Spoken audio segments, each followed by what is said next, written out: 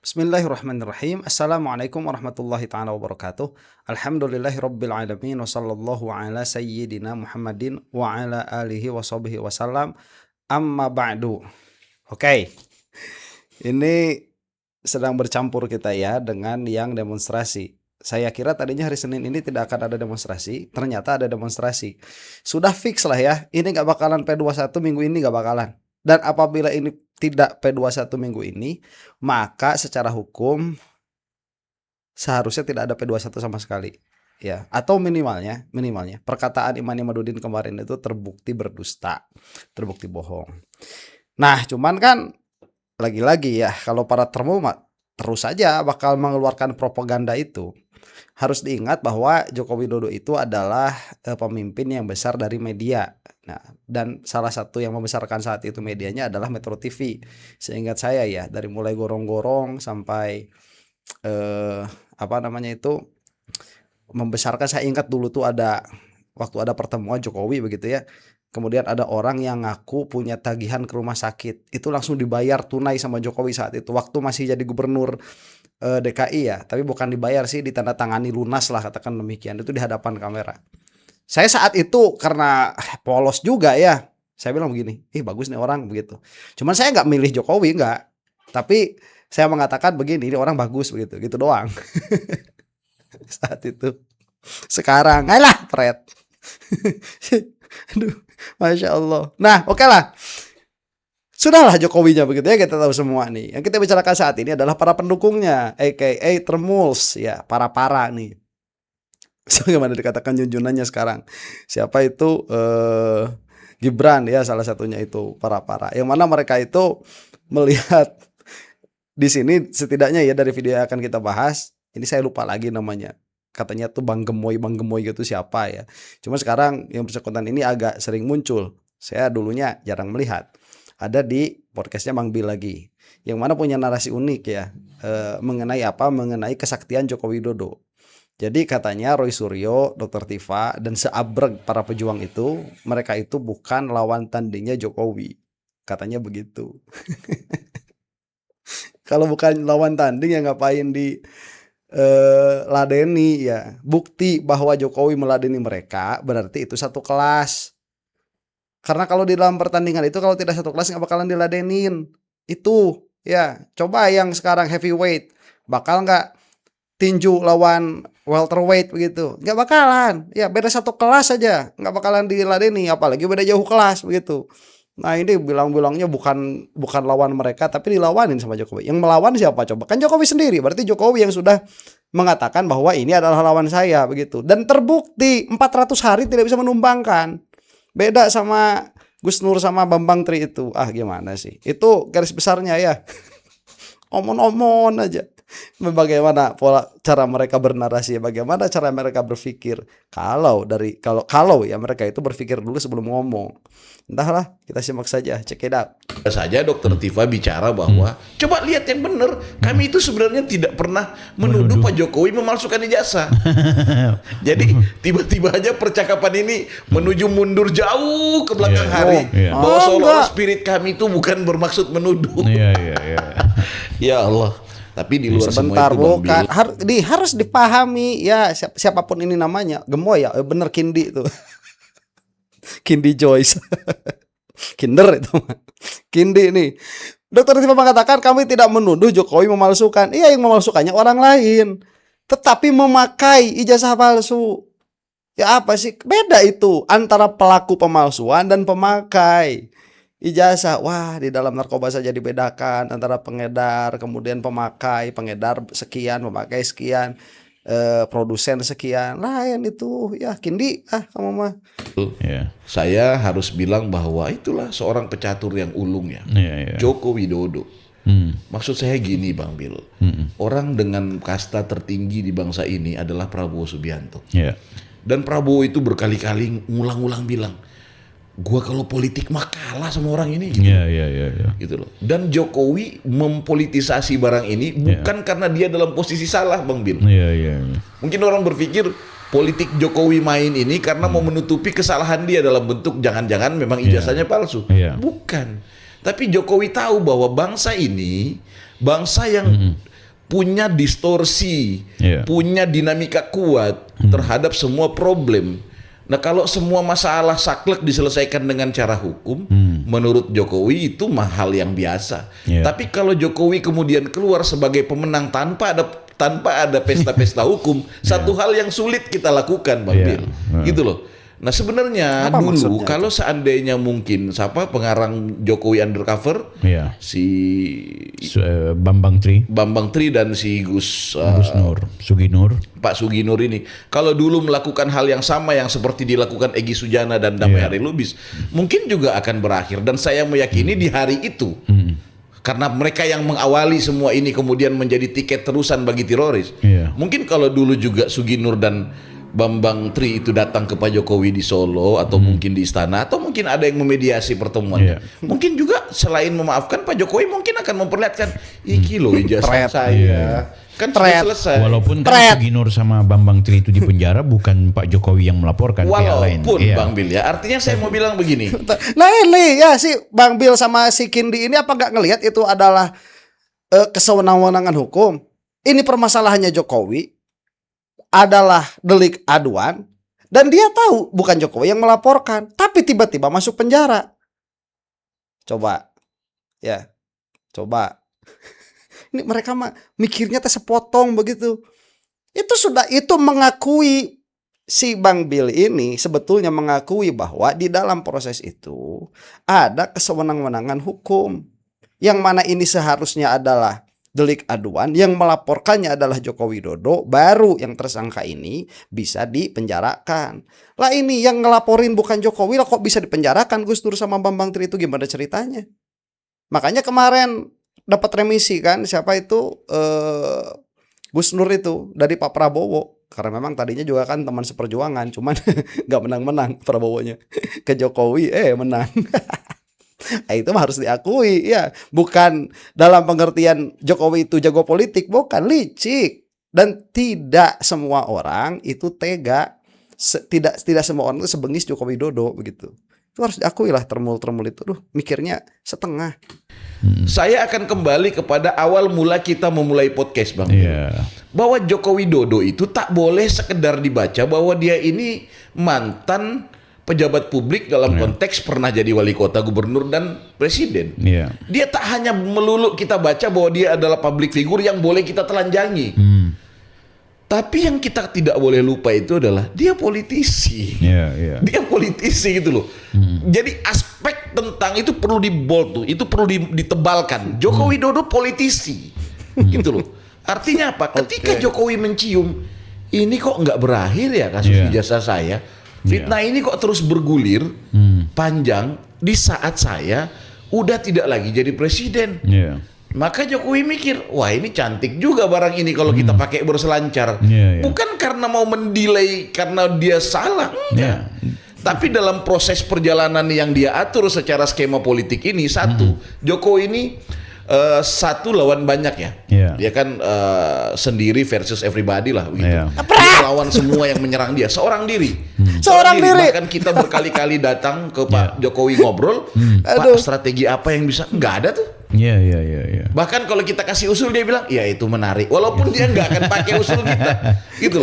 Si Ade Darmawan, si Bill sendiri, si siapa itu Andi Azwan. Ya, cumi-cumi itu sendiri Jokowi itu.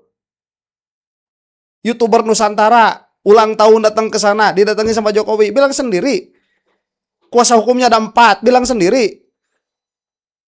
Kepret. Nih orang delusional, ya. Dan harus diingat Jokowi itu politisi. Iya, makanya omongannya tidak bisa dipercaya. Ya, politisi. Politisi yang murni politisi. Ini kita mah ikut omongannya si Kindi aja ini. Ya, politisi yang murni politisi. Ngomongnya masih dipercaya. Itu masih masih di junjung tinggi lagi. Kita itu kalau mau ya lihat track record sebelum jadi politisi apa begitu. Bagaimana kejujurannya. Dia pejuang misalkan. Dia itu sebagai aktivis misalkan, dia itu memang peduli terhadap negara misalkan, baru setelah itu jadi politisi. Nah itu agak lah kita bisa mempercayai sedikit-sedikit lah. Kalau dari awal politisi mau gimana? Artinya tapi kok pelan tapi pasti satu persatu bertumbangan loh orang-orang yang mencoba untuk menzolimi Pak Jokowi ini. Sehingga itu yang saya bilang bahwa Jokowi sedang memainkan skema politiknya yang kemudian mungkin di ruang-ruang tertentu akan dibaca bahwa ini upaya untuk alibi Jokowi melarikan diri dari problem hukum, bahwa dia memang seorang yang mungkin memalsukan ijazah, dan atau mungkin ada sekelompok yang menganggap bahwa Jokowi terlalu mempolitisasi dan aparat penegak hukum sangat menunggu perintah-perintah Jokowi. Silahkan semua tafsir itu bekerja di ruang publik. Semua orang dengan segmentasi berbeda. Nggak usah jauh Bang Bil, Anda tracking dari supir angkot saja atau dari supir drive online yang kita biasa naik, kita kan sering diskusi. Beda-beda kan cara berpikirnya orang-orang. Ada yang menganggap wah ini Jokowi lagi mempolitisasi supaya dia selamat dari masalah hukum. Ada yang bilang bahwa ya kenapa sih orang-orang itu nekat nganu Jokowi, kan gitu-gitu. Cuman yang pasti Jokowi menggunakan pesta ini ya, dia ikuti semua rundown yang sudah terlanjur diproposalkan oleh orang-orang ini. Dia ikuti sampai pada halaman terakhir, dia buntuti terus. Dan dia tidak akan kalah sampai di ujung. Nah, sialnya adalah orang-orang ini tidak belajar. Sebentar, terus Anda pikir itu tidak bermasalah begitu bagi bangsa? Ya, mau dinormalisasi hal seperti itu? Ini yang saya katakan orang-orang yang tidak peduli terhadap negara. Oh, ini Jokowi seorang politisi. Iya, kan di hadapan hukum mah equal. Aduh, gimana sih? Ini makan ngobrolin Jokowi itu bobrok, tapi ya biarin, kita dukung. Kan begitu. Kendi. Biar tidak belajar dari peristiwa-peristiwa sebelumnya. Pelajaran-pelajaran ketika orang menyerang Jokowi dan tidak ada yang menang. Sebesar apa Ahmad Ghazinuddin? Sebesar apa Roy Suryo? Sebesar apa Tifa dan Rismond? Kira-kira lebih besar dari Pak Prabowo nggak mereka itu? Enggak. Sepele mereka. Tapi Pak Prabowo minta maaf. 2 kali gagal gitu. Gitu. Artinya 2 kali dalam momentum kontestasi itu perang lebih real, perang terbuka, dan itu lebih fundamental ketimbang sekedar urusan ijazah. Gitu. Aduh, nih Kendi, ya kalau kita lihat sejarah yang lalu, kam min fi'atin qalilatin ghalabat fi'atan kabiratan. Ya, betapa banyak ada sekelompok yang kecil itu mengalahkan kelompok yang besar. Biiznillah, ya dengan izin Allah. Nah itu mah saya nggak mau bawa ayat lah, udah lah teman, ya nggak usah dibawa lah. Cuman begini, Roy Suryo itu siapa? Lutfi itu siapa? Mau lawan Jokowi, Prabowo aja begini dan begitu. Makanya kita dukung. Ini yang dilupakan oleh Joko Widodo, bahwa dia itu bisa didaya di dalam dunia politik karena dia membawa rakyat kecil. Setelah jadi penguasa, dia malah merapat kepada oligarki. Ya, itu yang harus diingat. Nah sekarang waktunya jatuh. Waktunya jatuh sekarang itu. Gak bakalan ada orang menang seterusnya, enggak ya. Ima jatuhnya itu di hadapan kita melihat memang kejatuhan politik atau mati. Di antara itu saja. Kalau saya mah yang mana aja lah, yang penting cepat selesai nih si Jokowi ini. Makanya dari itu perjuangan Dr. Tifa, Roy Suryo dan kawan-kawan bukan permasalahan menang kalah. Ini permasalahan benar dan salah. Di situ permasalahannya. Ya sekarang yang benar kalah kan benar, kebenaran. Ya, dan berapa banyak juga dari dulu orang yang benar-benar itu kalah, banyak. Biasa kok. Makanya kalau misalkan mau berjuang, lihat menang kalah dulu. Kalau menang baru maju, kalau kalah kita mundur. Bukan pejuang namanya, bukan aktivis kalau begitu mah. Ya, kita lihat, kalkulasikan, kemungkinan besar kita kalah, tapi bagaimana lagi, ini adalah kebenaran. Fardu kifayah untuk menjalankannya. Yuk bismillah kita maju. Di tengah-tengah yang kalah banyak. Ya, tapi yang menang juga tidak sedikit. Nah sekarang mereka itu siapa? Ya udah lihat sekarang, sampai sekarang Jokowi nggak bisa ngapa-ngapain 400 hari lebih. Ya, yang mana seharusnya sekarang sudah ada pelimpahan dari kepolisian, dari kejaksaan, dari kepolisian kepada kejaksaan. Ada nggak? Sampai sekarang tidak terjadi. Ya, isghilil zalimin nabi zalimin. Kita berdoa kepada Allah Subhanahu Wa Taala, mudah-mudahan orang zalim itu diadukan lagi dengan orang zalim lah, dan kita keluar daripadanya dalam keadaan selamat begitu. Tapi gagal gitu loh. Dan akhirnya Pak Prabowo sebagai negarawan punya jiwa besar. Dia ajak kami semua, orang-orangku, Gerindraku, anak-anakku, pasukanku. Aku sekarang berkonco ya sama Jokowi. Aku belajar ilmu politik dari dia. Dan aku bersaksi dia hebat. Aku bersaksi bahwa apa yang dia lakukan buat bangsa ini adalah sebuah kerja keras yang harus kita tolong, harus kita bela. Aku ajak kalian bergabung untuk bersama Pak Jokowi. Datanglah kami gerbong itu ketika beliau jadi Menhan. Sementara kita bantu. mereka yang dulunya die-hardnya Pak Prabowo kan, kenapa nggak Saya belajar? termasuk gitu loh. Oke. Nah ini kutu-kutu kupret ini kok sopo sih sampean-sampean ini kok masih bertahan, mau apa itu loh. Gitu Bang Bil. Itu Ada yang sebentar, ini kayak yang nggak, ini sekali lagi saya katakan ini permasalahan yang dinormalisasi. Boleh gitu presiden kayak gitu? Ya boleh nggak? Presiden itu menyendiri. Presiden kok di bawah keteknya Jokowi apa? Itu yang kita suarakan. Kan presiden nih ya Joko Widodo itu sudah katakanlah dia itu sudah apa ya bahasanya itu terpolarisasi. Ya, dia sudah terpolarisasi. Masalahnya banyak and so on and so forth. Apa-apa yang telah dilakukan oleh Jokowi harus dipertanggungjawabkan oleh Jokowi selama 10 tahun. Tidak boleh dilibatkan kepada Prabowo. Sekarang Prabowo melibatkan diri untuk menjadi bemper atas apa-apa yang dilakukan oleh Joko Widodo. Mana kebangsaan kita, mana demokrasi kita kalau begitu? Inti dari demokrasi itu supaya tidak ada absolute power. Apabila Prabowo pada akhirnya berlindung di ketiaknya Joko Widodo, itu adalah pada akhirnya absolute power. Di mana absolute powernya? Di Joko Widodo. Terus kita yang katanya tadi bukan lawannya Joko Widodo secara politik, begini dan begitu, kutu kupret dan ini dan itu, memang betul harus diakui. Tapi itu kan setahun yang lalu. Coba lihat sekarang. Memenjarakan Roy Suryo saja nggak mampu. Sampai mana datang ke stadion disorakin. Ya mau apa? Yang saya anggap Bang Egy sudah membaca peta sejauh itu dan dia mencium buntu ini perjalanan. Ini buntu dan cari mati ini. Udah. Aku atrek deh. Aku atrek. Nah, ya makanya itu 1000% tidak percaya dengan apa yang Bang Egy sampaikan di televisi dan apa yang dia WA ke Refli Harun. Ada obrolan yang lebih dalam bersama Pak Jokowi. Dan kita nggak tahu itu.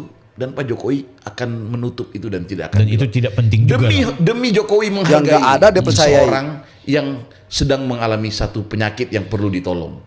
Gitu loh. Pak Jokowi sudah di level itu, Bang. Ya itu kan berarti memang si Egy itu dia berpaling dari kubunya Roy Suryo bukan karena ijazahnya asli, bukan juga. Ya karena apa? Karena memang sedari awal saya tidak mau mengatakan niat lah ya, tujuan berjuangnya lain. Kalau masalah menang dan kalah, gak bakalan ada aktivis itu, gak bakalan ada katakanlah oposisi begitu. Ini permasalahannya bukan menang dan kalah, ini permasalahannya kontrol. Ya, ini permasalahannya adalah mengedepankan cita-cita bangsa dan negara daripada mengedepankan sebuah sosok yang bernama Joko Widodo. Tapi kalau dalam konteks kalau kita bicara untung rugi atau kalah menang, sebenarnya pertemuan Jokowi dan Egy Sujana DHL itu dan tafsir di ruang publik yang luar biasa ini sebenarnya siapa yang menang siapa yang kalah. Karena Pak Jokowi kayaknya di prank juga, walaupun ya kita nggak bicara soal substansi isi di dalam mereka ngobrol, tapi dengan di rakyat bersuara Egy Sujana klarifikasi A B C D, tidak ada permintaan maaf, bahkan dia menerjemahkan restoratif justice itu adalah kesepakatan, tidak perlu minta maaf, tidak perlu, ini konsensus. Kalau dan saya nggak perlu bermohon ke Jokowi, saya nggak pernah bermohon ke dia juga nggak perlu bermohon ke saya, tapi udah jadi konsensus, ya selesai. Itu jadi gimana? Kayak ngeprank sih kalau aku lihat. Oke, enggak apa-apa. Kita orang Indonesia, Bang Bil. Lu datang ke rumah gua, lu kalah. Oke. Ya, Anda datangi saya, Bang Bil. Ya. Itu satu poinnya, itu poin tuh. Wah, aku nggak mau datang. Ya kalau nggak mau ya nggak mau aja. Datang tuh. Datang tuh. Yang kedua, sepulangnya dari sana sunyi sebenarnya percakapan. Sehari setelahnya kan baru muncul lagi isu bahwa aku tuh sebenarnya ketemu Pak Jokowi hanya ngomong tentang penyakit. Yang kedua memberi saran kepada Jokowi, nasihat dan seterusnya. Itulah. Dan kemudian ada ketambahan bahasa-bahasa yang ke arah Refli Harun dan kawan-kawan itu terkait menganalogikan Termul, ada Termul menjaga Firaun kan gitulah. Kemudian juga WA ke Rasman berbeda kan gitu. Kan sekali lagi bahwa Egy berharap dia bisa main dua kaki dalam konteks yang aman. Oke, nggak apa-apa, anggap saja dia ngeprank. Walaupun poin pertama kita sudah pegang, lu datang. Sebentar ya, itu Egy bermain dua kaki saya setuju dalam hal itu. Betul kan, Egy pun pada akhirnya sama si Termul tidak diterima. Beda sama Rismon ya, kalau Rismon kan frontal tuh. Kalau Egy masih mikir-mikir. Mungkin entahlah ya, TPU apa atau apapun itu ya, nggak tahu saya. Kalau Egy bermain dua kaki saat itu ya, bermain dua kaki iya. Kalau sekarang mah saya nggak tahu juga, udah lama nggak ada update Egy Sujana tuh. Artinya lu kalah, gitu loh. Oh ternyata enggak, aku ngeprank. Tapi ingat, pada hari ini atau kemarin keluarlah SP3. Bentuk bahwa lu kalah. Kalah Bang Bil, gitu loh. Munculnya SP3 itu adalah bentuk kalah. Kenapa? Karena dia ini orang yang menyerang. Gitu loh.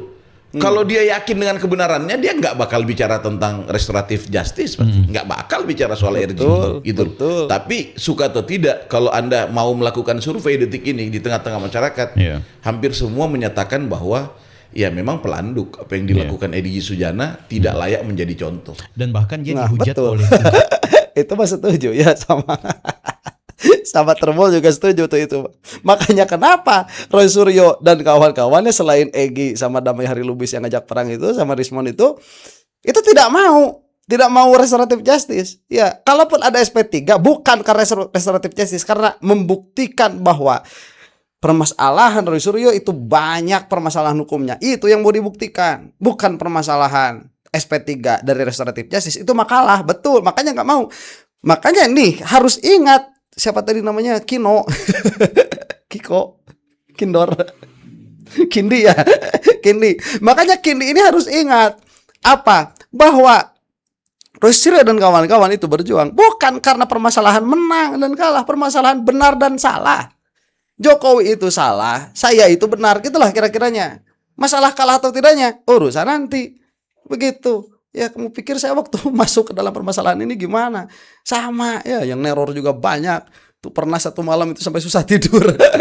Banyak yang neror itu. Ini Pak udah apa namanya, sudah resiko begitu. Ya namanya resiko perjuangan seperti itu. Internal mereka loh. DHL dan apa. Ya kalau dia sebagai pemenang maka dia tidak bakal dihujat. Nah dalam situasi seperti ini apakah berpotensi Egy Sujana dan DHL atau mungkin di sekitarnya kemudian ngajak yang lain? Bukan, minimal punya hubungan atau akan menjadi bagian dari kelompok gerakan politiknya Pak Jokowi? Jadi gini, kalau itu step nanti ya. Karena juga momentumnya masih jauh. Tapi kemudian dengan menarik dirinya Egy Sujana berangkat ke Malaysia untuk alasan berobat, menurut saya dia lagi mencoba tumak ninah untuk jaga jarak dengan kawan-kawan lainnya gitu. Tapi yang perlu saya ingatkan, beberapa hari lalu, kemarin kalau nggak salah, Damai Hari Lubis itu berseteru dengan siapa? Azkan nggak siapa ini? Iya, Asmat Khan. Asmat Khan ini kan ada keributan yang menurut saya genderang itu sudah mereka tabu secara internal. Bayangkan percekcokan itu dipertontonkan di hadapan publik, dibaca oleh semua mata dan telinga di seluruh Indonesia, kemudian memperlihatkan bagaimana kekacauan komunikasi mereka ini. Artinya apa? Barang ini sudah retak, Bang Bil. Dan saya menduga akan ada orang-orang yang menyusul ke Solo. Saya menduga itu karena mereka sudah melihat ini profesor yang lari. Ini ahli hukum kita, orang yang selama ini menggunakan bahkan ayat dipakai untuk berselancar, untuk bertarung. On, katanya P21. Saya melihat bakal ada ke Solo. Katanya udah P21, yang ngapain juga udah nggak bisa. Saya melihat ini akan banyak. On, katanya udah P21, gimana sih? Kan kalian yang bikin narasi P21 itu sudah selesai. Ya, udah ada. Tapi saya melihat bakal ada lagi ke Solo. Buat apa? Udah nggak bisa. Ini mah, aduh. Mereka kan membaca Bang Egy ini sebagai orang yang sesuatu yang istimewa lah di mata mereka, kan begitu. Lari, memilih RG, gitu loh. Wah, gua kagak lah. 1-2 hari ini Bang Bil, insya Allah kan ada yang menyusul itu. Iya dong, orang nggak mau konyol gitu loh. Dia udah nggak bisa. Ini karena sekali lagi terlanjur basah kalau kata MGZ. Terlanjur basah. Ya sudah mandi saja. Ini orang basah. Aduh. Dan malunya minta ampun, sebumi akan bunuh mereka kalau mereka mundur, Bang. Gitu loh. Jadi nih ya bagi saya, kalau misalkan mereka mundur, siapa Mas Roy Suryo mundur, Dr. Tifa mundur, itu mah urusan beliau-beliau, ya terserah. Kayak Rismon mundur gak ada masalah. Yang jadi masalah kalau balik menyerang, itu baru jadi masalah. Egy Sujana nyerah, yang namanya orang punya pertimbangan sendiri-sendiri begitu. Ya, cuman kan begini, sampai kapanpun orang yang menegakkan kebenaran itu ada, ya. Itu kalau kita mau, ya itu sudah janjinya Rasulullah SAW, sudah begitu, pasti bakal ada dan tidak akan membatorotkan kepada mereka ikhtilafnya orang yang ikhtilaf. Dalam pengertian apa? Dalam pengertian di dalam mata kebenaran dia tetap benar meskipun banyak orang yang kontra. Apalagi sekarang sudah banyak mata terbuka. Coba lihat siapa yang mendukung Roy Suryo dan kawan-kawan, sudah bukan orang-orang kecil. Saya mungkin cuman YouTuber. Pak Din Samsudin siapa? Ya, Pak Ugroseno siapa? Ayo. Terus dikatakan, oh iya Jokowi siapa? Lah kan sendiri. Kata dia sendiri itu tadi. Aduh, ini Pak, apa ya? Omongan tanpa isi pada akhirnya. Cuman mau menunjukkan kepada para fansnya, para termul itu bahwa ada keretakan di sini yang mana besok lusa itu akan habis sendiri. Ya memang sudah ada yang habis-habis itu, Egy Sujana dan habis Rismon Sianipar. Ya, cuman itu adalah cara bagaimana perkara ini dilepaskan dari orang-orang yang memang sedari awal tujuan berjuangnya bukan menegakkan kebenaran. Makanya mereka itu berhenti bukan karena ijazahnya terbukti asli. Mereka berhenti karena mereka diintimidasi oleh penjara. Tapi ada orang-orang yang tidak terkena intimidasi itu. Di antaranya siapa yang masih berjuang sekarang? Pak Rustam Effendi itu ya, saya jadi ingat. Ibu siapa itu yang perempuan itu? Masya Allah, itulah ya. maaf. Saya suka lupa nama orang. Dr. Tifa, kemudian siapa itu Mas Roy Suryo. Ya, itu mau gimana? Dan by the way ya, saya tadi salah baca ayat tuh, bukan fiatan kabirotan tapi fiatan kathirotan. Nah, itu nanti mungkin saya akan tuliskan di bawah tuh. Saya kepada Roy Suryo dan kawan-kawan, maju terus pantang mundur, ikutin kemauannya Ahmad Kozinuddin yang tidak pernah mencari benang merah. Dia selalu mencari benang hitam gitu. Ikutin terus aja keinginannya pengacaramu itu.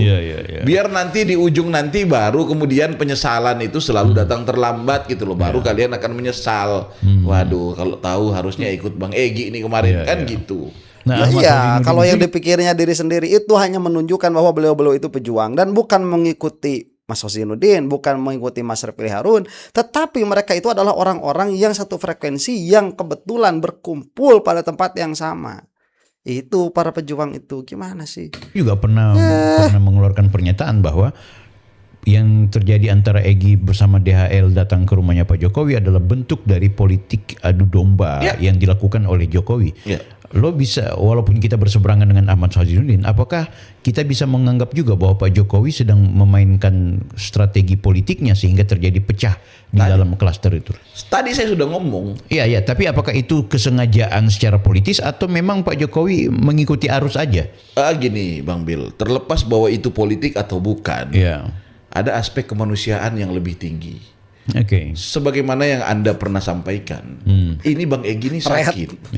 Kalau terjadi apa-apa besok hari dalam proses BAP misalnya, dalam proses persidangan dia datang dengan kursi roda terus sambil bicara pegang-pegang dada, orang akan membuli Pak Jokowi satu Indonesia. Fred, itu begini. Kalau itu asas kemanusiaan, sedari awal tidak akan dilaporkan. Apa sih yang dicederai dari Jokowi itu?